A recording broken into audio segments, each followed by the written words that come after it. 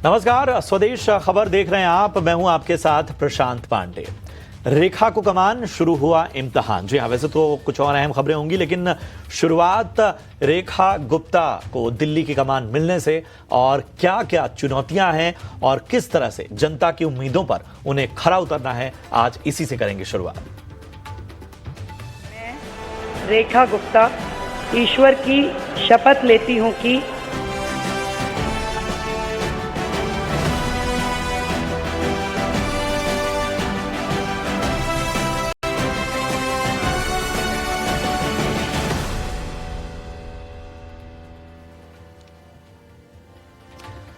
जी हाँ, रेखा गुप्ता ने दिल्ली की मुख्यमंत्री पद की शपथ ले ली है। वो दिल्ली की 7वीं और चौथी महिला मुख्यमंत्री हैं।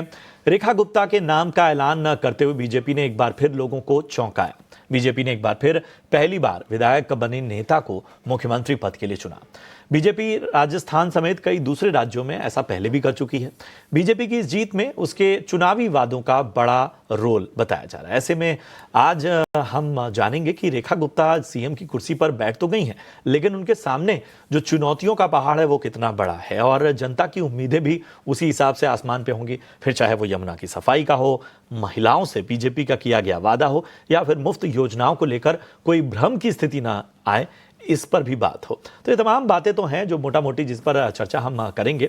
और आज हमारे साथ चर्चा में जुड़ रहे हैं दो बेहद खास एक्सपर्ट्स, जाने माने पॉलिटिकल एनालिस्ट अनुज अग्रवाल साहब और जाने माने पॉलिटिकल एनालिस्ट ए.के. मिश्रा साहब। आप दोनों का बहुत बहुत स्वागत, अपना कीमती समय देने के लिए आपका बहुत बहुत धन्यवाद। अनुज, बीजेपी ने चौंकाया या शायद जहां से शुरुआत की थी वहीं से एक बार फिर उस परंपरा को रखा, क्योंकि जब सुषमा स्वराज की ताजपोशी हुई थी तब भी यही स्थितियां थी। जब बीजेपी सत्ता में आई तो उसने महिला मुख्यमंत्री का चेहरे को आगे रखा और उस वक्त जो है वो साहेब सिंह वर्मा के बाद जो है वो सुषमा स्वराज उस कुर्सी पर आई और अब प्रवेश वर्मा ने जो है उन्हें कुर्सी पर बिठाया और तमाम चीज़ें थी, बहुत अटकलें थी, बहुत नाम चल रहे थे, हमने चर्चा भी की थी और ये नाम भी उभर कर सामने आ रहा था। अब सीएम तो तय हो गया, वो सस्पेंस तो खत्म हो गया। अब आपके हिसाब से चुनौतियां जो हैं वो दिल्ली की जनता की, आपको लगता है कि अपेक्षाएं बहुत होंगी? नमस्कार प्रशांत, मुझे लगता है कि अगर दिल्ली की जनता ने बदलाव के लिए एक मैंडेट दिया है तो निश्चित रूप से उनकी एक्सपेक्टेशन तो हाई है ही।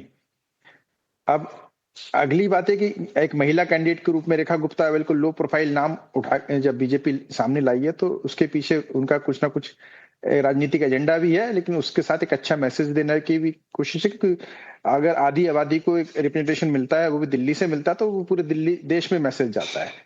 राष्ट्रपति द्रौपदी मुर्मू को भी जब एक वुमेन कैंडिडेट के रूप में सामने लाई थी बीजेपी, तब भी एक वो मैंडेट गया था और ये और स्ट्रांगली गया है जब दिल्ली से रेखा गुप्ता को लाए हैं। और निश्चित रूप से दिल्ली के लिए बहुत बड़ी चुनौती है, लेकिन मुझे लगता है कि जब सुषमा स्वराज जी के समय में जैसी बीजेपी थी और आज मोदी जी के समय जैसी बीजेपी है, रेखा गुप्ता जिसको रिप्रेजेंट कर रही है दिल्ली में, वो बिल्कुल जमीन आसमान का अंतर है। उस समय बीजेपी में भी एक गुटबाजी रहती थी और जो हर गुट अपने अपने हिसाब से राजनीति करता रहता था और उनमें आपस में कहीं ना कहीं सत्ता का एक तरीके से बार्गेनिंग होती रहती थी।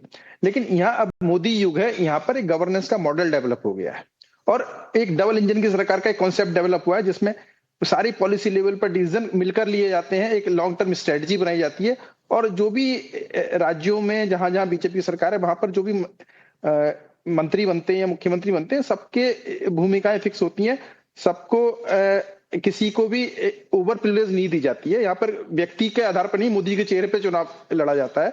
तो ये एक बिल्कुल नए एस्पेक्ट में और नए अप्रोच के साथ बीजेपी एक राजनीति कर रही है, जो मैंने पीछे भी एक दो बार आपसे डिस्कस भी किया था कि ये वो राजनीति नहीं है जो और विपक्षी दल कर रहे हैं। ये बीजेपी का एक नया मॉडल है जिसको फॉलो करना और विपक्षी दलों के लिए मजबूरी है। और बीजेपी ने अब देखिए फ्री वीज के और डेवलपमेंट के बीच में एक बैलेंस बैठाना भी सीख लिया। वो हर उस राज्य में जहां पर भी अपोजिशन पार्टी फ्री वीज के नाम पर सरकार सत्ता हथिया रही है, बीजेपी वहां भी फ्री वीज की उससे बड़ी एक हाथ बढ़कर घोषणा कर रही है, लेकिन उसके साथ एक गवर्नेंस का मॉडल दे रही है। इसलिए 2 बार 3 बार 4 बार कई कई राज्यों में आ रही है। तो मुझे लगता है रेखा गुप्ता चूंकि दिल्ली में, और दिल्ली में चूंकि केंद्र सरकार भी है, बीजेपी का हेडक्वार्टर भी है, तो ये बहुत अच्छे से कोऑर्डिनेशन बैठा के मुझे लगभग मुझे लगता है कि पीछे से एक गाइडेड फोर्स के रूप में पीएमओ भी रहेगा, होम मिनिस्ट्री भी रहेगी, एलजी ऑफिस भी रहेगा, बीजेपी हेडक्वार्टर भी रहेगा। तो दिल्ली को एक नए स्केल पे और नए स्टेज पे लाने में मुझे लगता नहीं रेखा गुप्ता को इतनी परेशानी होगी। लेकिन जो चुनौतियां हैं क्लाइमेट चेंज की, जिस तरह से दिल्ली फेस कर रही है, एक्सट्रीम वेदर लगातार फेस कर रही है, उसके बाद प्रदूषण को फेस कर रही है, यमुना की स्थितियां खराब है, तो ये कोई पास एक दिन आऊंगा। में 2 दिन में ए.के. मिश्रा साहब, मैं हल आपके पास आना चाहता हूं। ठीक है, हमें तमाम चीजें नजर आ रही हैं, लेकिन एक चीज तो है कि बीजेपी के लिए अब यह है कि कोई भी काम ना, वो शुरुआती दौर में ऐसा दिखाना होगा कि उसका इमीडिएट इफेक्ट दिखे, या एटलीस्ट वो काम तुरंत नजर में आए दिल्ली की जनता में। आपको ऐसा लगता है? बिल्कुल, देखिए बिल्कुल जनता के पास पेशेंस नहीं है और बहुत सालों से जो है जनता दिल्ली की परेशान रही है तरह तरह के मामलों में। आपने अपने प्रारंभिक उद्बोधन में बोला था, और सब लोग जो बोल रहे हैं ये सही भी है, कि दिल्ली के सामने चुनौतियों का, समस्याओं का जो है एक बहुत बड़ा ऊंचा पहाड़ है, चाहे वो कूड़े का पहाड़ हो, चाहे जो भी हो। लेकिन मैं बोलना चाहता हूं ना कि मनोबल, हिम्मत और धैर्य, इससे ऊंचा कोई पहाड़ नहीं होता है। इसके सामने सब झुक जाते हैं। इसका उदाहरण ये है कि 26 साल के बाद अगर इन्होंने दिल्ली पे विजय पाई, तो ये इनके मनोबल और स्किल सेट का एग्जाम्पल है। एक सबसे महत्वपूर्ण सवाल जो हम लोगों को पूछना चाहिए कि अब आगे से दिल्ली में क्या क्या नहीं होगा, क्या क्या होगा ये तो सब जानते हैं, घोषणा पत्र में, मीडिया उडिया, क्या क्या नहीं होगा। अब जो है शाहीन बाग नहीं होगा, प्लीज मार्क माई वर्ड। अब किसान आंदोलन नहीं होगा, न इस बॉर्डर पे, यूपी बॉर्डर पे, न हरियाणा वाले बॉर्डर की तरफ जो दिल्ली से पंजाब की तरफ जाता है। सतपाल मलिक भी ठंडे बैठ गए हैं, टिकैत साहब गायब हो गए हैं, शायद बैलों की जोड़ी लेकर के खेत में हल चला रहे होंगे। उनको जरा टैग कर दीजिएगा, पूछिएगा मिश्रा जी पूछ रहे हैं कि आप अपने खेतों में बैलों के साथ हल चला रहे हो, असली किसान बने कि नहीं बने। सवाल जो तरह तरह के लोग उठा रहे हैं, जी कैसे होगा, यमुना कैसे साफ होगी। देखिए एक्शन प्लान दिखने लगा, अभी सरकार बनी भी नहीं थी कि जो प्राइमरी लेवल की सफाई होती है, झाड़ झंखाड़ को, वीड्स को हटाना, मशीनें शुरू हो गई हैं। पैसे की कमी नहीं है, सेंटर के पास बहुत स्किल्ड, और डेवलपमेंट के लिए अगर देखा जाए तो बहुत एक्सपर्ट ब्रेन है, डिपार्टमेंट है। नितिन गडकरी साहब हैं, उन्होंने बहुत पहले बोला था कि दिल्ली को मैं सिग्नल फ्री कर दूंगा, ट्रैफिक जाम की समस्या ऐसे खत्म होगी, प्रदूषण की ऐसे खत्म होगी। अवैध रोहिंग्या जो बसे हुए हैं, ये सबसे बड़ा प्रॉब्लम है। उसके पीछे कारण है कि दिल्ली में इस वक्त जितने भी लीडर आए हैं ये मंत्रिमंडल में रेखा गुप्ता के साथ, एक खास आइडियोलॉजी के और अपने विचारों पे दृढ़ है, वो डगमगाने वाले नहीं है। चाहे कपिल मिश्रा हो गए, चाहे जो, दिल्ली में अब अमानत उल्ला खां भी नहीं पैदा होंगे और दंगे भी नहीं होंगे। और जितनी बुराइयां पहले हुई हैं, जो गंदगी फैली है, दंगे पंगे इन सब में, उन सब का सफाया होगा। इसका भी उदाहरण देख लीजिए, रिजल्ट आया और अमानतुल्लाह के घर पे पुलिस घुसी, और वो बहादुर जो शेर बनता था, चूहे की तरह जान बचा के भागा, जो है कोर्ट में कहां गायब रहा पता ही नहीं चला। तो मैं समझता हूं कि व्यवहारिक सफाई के पहले जो वैचारिक सफाई है, जो गंदगी, सोशल गंदगी जो फैली हुई है, उसकी सफाई जो है बीजेपी बहुत तेजी से करेगी। और आपकी बात आ गई, आपकी बात आ गई। अनुज जी, मैं आपके पास आना चाहूंगा। आपकी नजर में प्राथमिकताएं क्या होनी चाहिए? अगर टॉप 3 काम जो सबसे पहले डिजर्व करती है, जिसका समाधान डिजर्व करती है दिल्ली की जनता, वो क्या होने चाहिए? देखिए, सबसे पहली यमुना की सफाई है, और मुझे लगता है आज अभी कैबिनेट जा भी रही है यमुना में। वो एक, चूंकि बीजेपी का एक इमोशनल इशू भी है, हिंदू कार्ड जब खेलते हैं तो, और यमुना की बड़ी मान्यता है हिंदू धर्म में, जैसे गंगा, यमुना, सरस्वती तीनों के प्रति बड़ा श्रद्धा है। दूसरी चीज है कि दिल्ली की गलियों का बेसिक इंफ्रास्ट्रक्चर बिल्कुल टूटा हुआ है, हर जगह सड़कें उखड़ी हुई हैं, सीवर लाइन ओवरफ्लो कर रही है, नालियां गड़बड़ है, कनेक्टिंग रोड्स गायब हैं। तो वो मुझे लगता है एक प्रायोरिटी होनी चाहिए। और तीसरा, बहुत सारे एरिया में पानी की समस्या है बहुत ज्यादा। लेकिन उससे भी बड़ी मुझे एक समस्या लगती है, वो है कि इलीगल इमिग्रेशन जो है, 20 लाख के आसपास तो रोहिंग्या और बांग्लादेशी आए हुए हैं, जैसा अभी जेएनयू की एक रिपोर्ट में कहा है। और मुझे लगता है 20-30 लाख, 40 लाख लोग फ्री वीज के चक्कर में देश के और हिस्सों से यहाँ के बस गए, जो कुछ नहीं कर रहे हैं और यहाँ के इंफ्रास्ट्रक्चर को भी यूज कर रहे हैं, यहाँ के रिसोर्सेज को भी यूज कर रहे हैं। उनको दिल्ली से निकालना बड़ा जरूरी है, क्योंकि अगर हम फ्री वीज फिर और तेजी से बांटेंगे, एग्रेसिवली बांटेंगे, तो फिर मुझे लगता है ये जो दबाव है दिल्ली पर बहुत बुरी तरह बढ़ जाएगा, दिल्ली टूट जाएगी। अभी भी हर दिन 2000, 3000, 4000 लोग नए आके बस जाते हैं दिल्ली में, लेकिन यहाँ के सिस्टम के पास उसको एकोमोडेट करने की कोई व्यवस्था है ही नहीं। तो वो एक बर्डन बनते जा रहे हैं, वो डिसास्टर बनते जा रहे हैं। तो उस दिल्ली में राशनिंग करनी पड़ेगी। मुझे लगता है कि अगर नहीं करेंगे तो ना तो ट्रैफिक कंट्रोल होगा, ना पोल्यूशन की समस्या हल होगी, ना कूड़े की समस्या हल होगी, और ना हमारी बेसिक इंफ्रास्ट्रक्चर सुधरेगा। तो मुझे लगता है इन 4-5 मुद्दों पर बहुत मतलब इंटेंसिवली काम करना इस प्राथमिकता होनी चाहिए सरकार की। ठीक है। मिश्रा सर, आपके पास आना चाहूंगा। पराली वाला ब्लेम गेम एंड होता हुआ नजर आ रहा है आपको? अब तो दिल्ली एनसीआर में पूरी तरह से जो है वो कहीं नहीं कहा जा सकता कि भाई यहां से रोड़े अटकाए जा रहे हैं, यहां दिक्कत हो रही है, यहां चैलेंज आ रहा है। नहीं, देखिए, ये डेफिनेटली एक बहुत अच्छा हुआ कि अब दिल्ली सरकार के पास कोई बहाना नहीं होगा पंजाब का या किसी और स्टेट का लेकर के।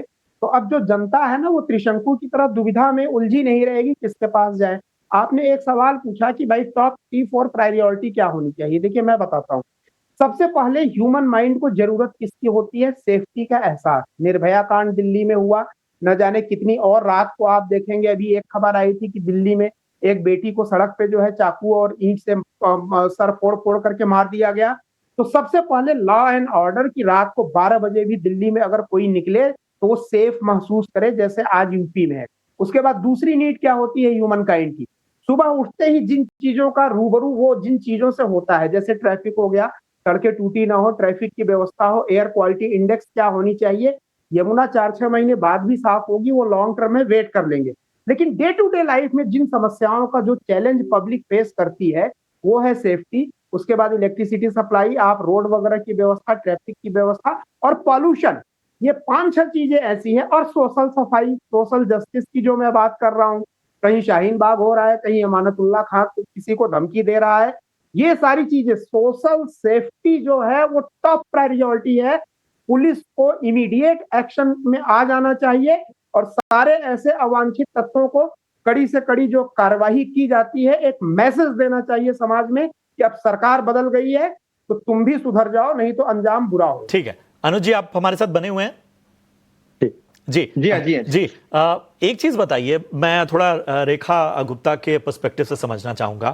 परफॉर्मेंस का को लेकर और तमाम उम्मीदों का पहाड़ तो है, लेकिन यहां पर थोड़ा सा और अगर हम फिल्टर करके देखें तो ठीक है, एक आसानी यह है कि अब चीजें ऊपर से नीचे बड़ी आसानी से एग्जीक्यूट होंगी, लेकिन बाकी राज्यों के मुकाबले यहां उनके जो मुकाबले तमाम लोग रहे हैं, भले ही ठीक है रेखा गुप्ता मुख्यमंत्री के तौर पर स्वीकार की गई हैं तमाम सहमतियों के बावजूद, लेकिन मजबूत जो पार्टी है कम से कम दिल्ली में और कई ऐसे चेहरे हैं, वो कहीं ना कहीं प्रदर्शन का एक दबाव जरूर बनाएंगे।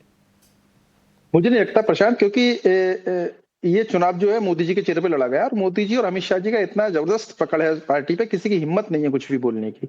यहाँ गुटबाजी के लिए कोई स्थान नहीं है। अगर जो बात नहीं मानता उसको साइड लाइन कर दिया जाता है, बिल्कुल हाशिए बैठा दिया जाता है। तो मुझे नहीं लगता कि दिल्ली में अब कोई गुटबाजी का कोई चांसेस बहुत बड़े, और कोई अपने दम पर अपनी सीटें जीत पाए, यही बहुत बड़ी बात है नेताओं के लिए। हम अगर बीजेपी के रीजनल लीडर इतने अच्छे होते तो पिछले 27 सालों से क्यों नहीं आ पाए ये लोग? तो कहीं ना कहीं लोकल लीडरशिप में उतनी करेज की कमी है जो दिल्ली में अपने आप को पूरे दिल्ली का नेता बना पाए। आज भी सारे जितने भी लोग मंत्री बने हैं या मुख्यमंत्री बने, या अपने अपने कॉन्स्टिट्यूंसी की तो पे पकड़ रखते हैं, लेकिन पूरे दिल्ली के अगर उनका चेहरा बनाए कहा जाए उनको, तो ऐसा बड़ा मुश्किल है। विजेंद्र गुप्ता जरूर कह सकते हैं कि पूरी दिल्ली के लिए लड़ रहे हैं बहुत दिनों से, तो उनका चेहरा तो दिल्ली वाले पहचानते हैं, लेकिन बाकी किसी चेहरे को बहुत ज्यादा नहीं पहचानते। कपिल मिश्रा हिंदुत्व की एक लड़ाई लड़ते आए हैं हिंदू इकोसिस्टम पर, तो वो भी एक थोड़े से गर्मपंथी लोगों के बीच में उनकी पहचान है। लेकिन अगर दिल्ली पर एक विजनरी काम करने वाला, एक कॉम्प्रिहेंसिवली उसकी समझ रखने वाला और उसकी उस हर व्यक्ति तक पहुंचने वाला अगर कोई नेता है दिल्ली में, तो मुझे नहीं दिख रहा है शायद इस चेहरे के चुनाव के पीछे लीडरशिप के एक बहुत बड़ा मंथन और होमवर्क ये भी रहा होगा। शुक्रिया करेंगे अनुज जी, और बहुत बहुत धन्यवाद करेंगे ए.के. मिश्रा सर। आपने समय दिया और अच्छी चर्चा रही, तमाम चीज़ें बहुत स्पष्ट हमारे दर्शकों के सामने आपने रखी। आगे भी इस तरह की चर्चाओं में हम आपको आमंत्रित करते रहेंगे। चलिए अब कुछ और अहम खबरों की